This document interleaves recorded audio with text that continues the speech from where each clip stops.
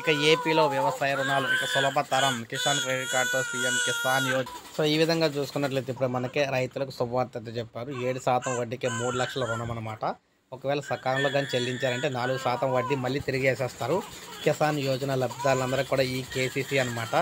ఈ అవకాశం కల్పించారు. పీఎం కిసాన్ ఎవరైతే పొందుతున్నారో వారందరికీ అవకాశం కల్పించడం జరిగింది.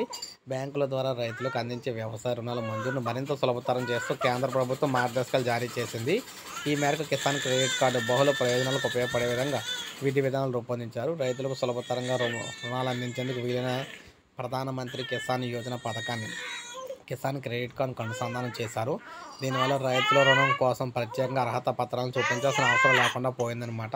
కిసాన్ క్రెడిట్ కార్డును కిసాన్ సమ్మాన్ నిధిలో భాగంగా రుణాల మంజూరుకు ప్రాథమిక అర్హతగా భావిస్తూ ఉన్నారు. కిసాన్ క్రెడిట్ కార్డు ఉన్న రైతులకు గరిష్టంగా 3,00,000 వరకు కూడా ఇస్తారు. వడ్డీ కేవలం 7%లోనే ఉంటుంది. అది కూడా సకాలంలో చెల్లిస్తే 3% వడ్డీని ప్రభుత్వం భరిస్తుంది. అంటే కేవలం 4%కే 3,00,000 రుణం అయితే తీసుకోవచ్చు అనమాట. ఇది ఒక బెనిఫిట్ అయితే వచ్చింది కొత్తగా. కేంద్ర ప్రభుత్వం ఈ అవకాశాన్ని అయితే కల్పించిందనమాట.